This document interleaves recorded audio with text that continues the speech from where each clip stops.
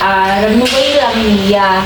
Pero karon okay na siya kaya na naman siya bag-uma na natakot na tao na dyan siya ang building.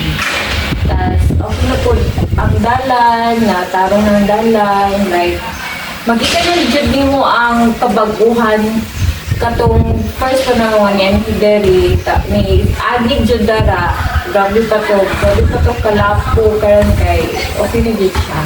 That's all. So mas excited ba yung mga to guys kay so as far as we can hear from the people around here, so mas tsyada daw ang agyana dito sa airport karon. So unlike karon nga samitado na unlike sa unang lapo karon kay samitado na siya. So let's have fun and discover the airport's beauty, guys.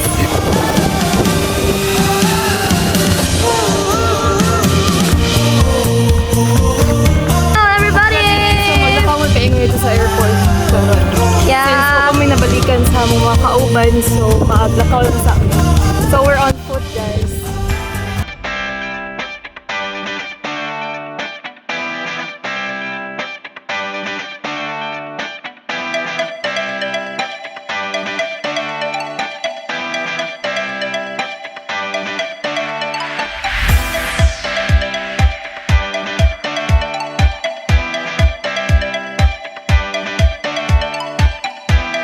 Hi guys, ang ingon ni Kuya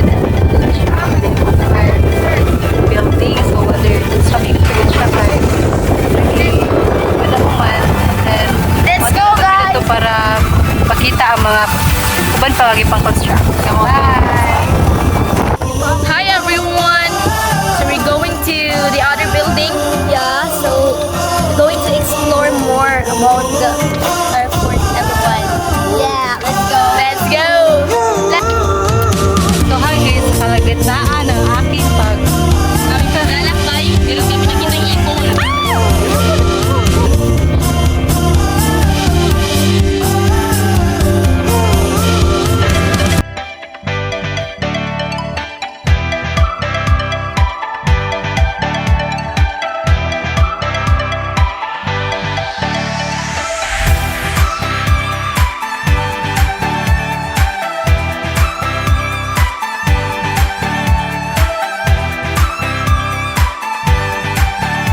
Ito ang departure, ito ang so arrival dire ang departure. So kaya usa ni siya nga engineer atong contractor engineer.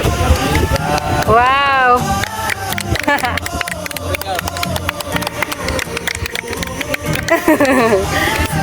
Afternoon sir, so pwede ba ang atong airport yun is international ba siya or national lang? Domestic na ang term ana.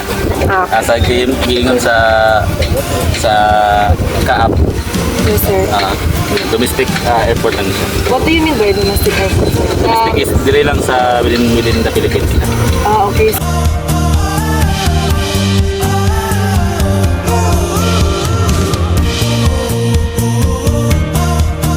Ito kuan mo yung isa sa to surveyor, contractor surveyor. Kuya Alan. Hello sir. Good afternoon sir. Kining ato ang building, dili ni pasukod sila sudlan. So sila may una mo sulod para pag-practice sa kung mga exact na location sa mga bulok. So this is Control tower lang siya. Salamat kay sa sasakyan ni sir na nakasakay gid mi og naka-tour mi diri sa airport.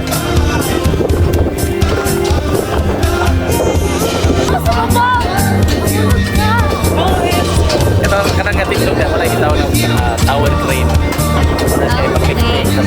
Headlights sa kanang sa babaw. Oh yes, signal. Signal sa mga airplane nga diri sila Maglanding. landing. Yeah. Muna siya. Ay siya. So ako po si Sir David.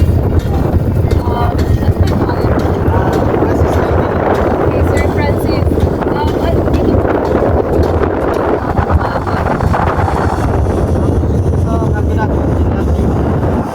From the work itself, siya yung tuwanan natin yung mga gamit na cargo sa tawag ito, mga materialis, mga heavy equipment, cargo box, balikbayan box, dyan na sila dumadaan.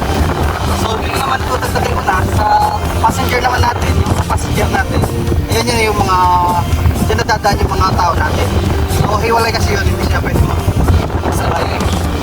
Hi, sa Korean, so mo din siya ang power building. So diri nakalocate ang mga kanang power ka na supply sa kada atong airport.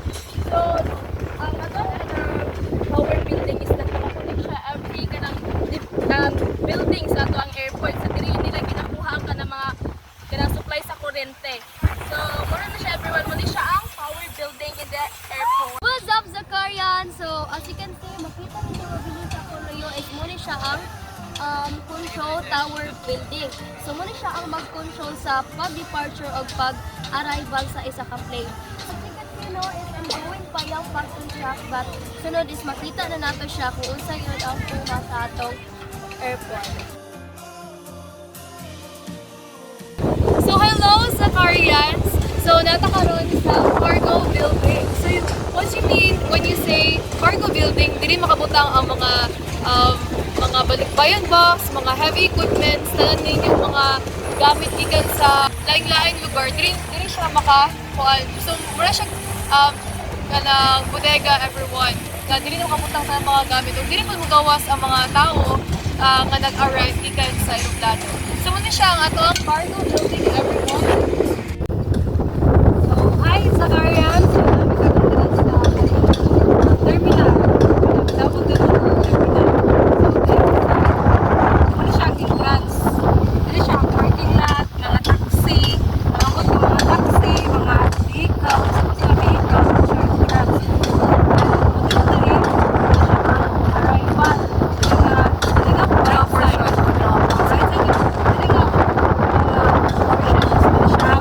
Arrival, which is pwedeng makabot ang mga passengers, mga nalabitaw, dili sila magkalap, dili lang ang entrance na agian.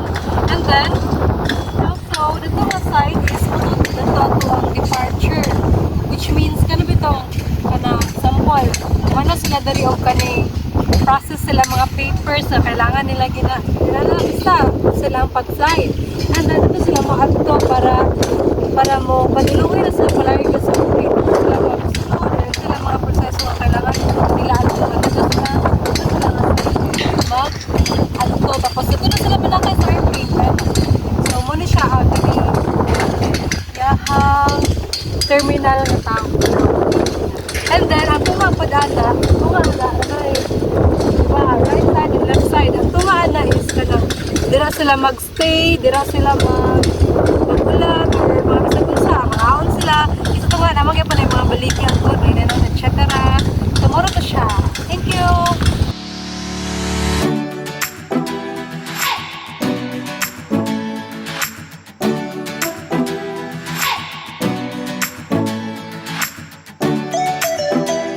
So, paingon mo dito sa box culvert nga area.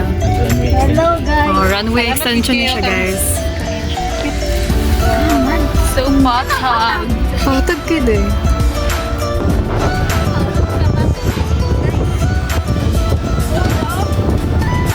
Hi, guys.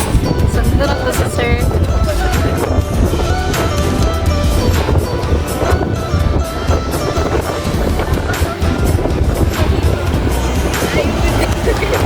So, sa gitawagan ni sir? Sa gitawagan ni gani? Box culvert. So, may purpose na ni sir, nag-what man ni sir? Wata, ikaw, palit ang mga Oh. existing na trip. What were your challenges while making this project? Actual Manigara sir, which is the box culvert.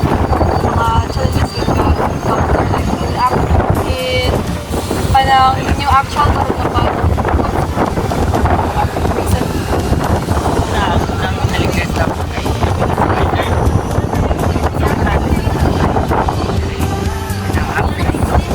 Basta-basta din ito. Sabi na ako, init pang gali. Unang concern ko lang na bumabo. Hindi ka ito mo yung atake sa mo. Ako na yun naman. Kasi mo, area na mo.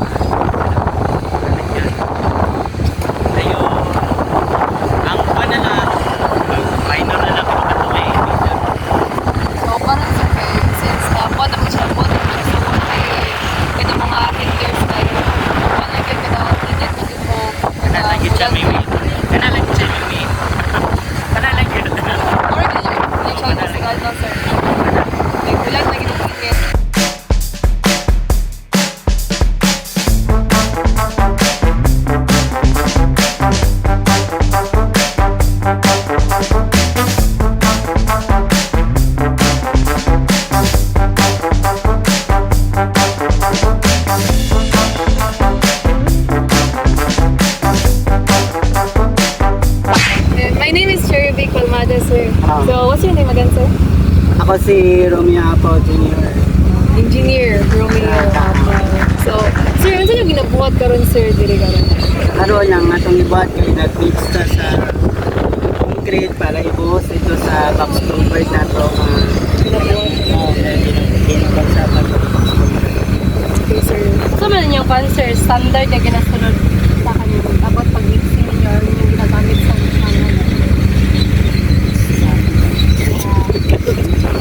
Ang standard na to is naman tayo ginasunod niya strength design tapos ang katong strength design na oo. Ang katong siya is na tayo design mix na yun which is mo iyato siyang ikuhaan sa proportion niya. So sa amo nga part ginatanaw namin kung sakto ba yung proportion, kung sakto ba ang pagbutang sa simento kay para ma-monitor na to kung sakto ang input na to yun, nag-incorporate na to sa atong pagsulong. Thank you kay sir. Thank you, guys, sir.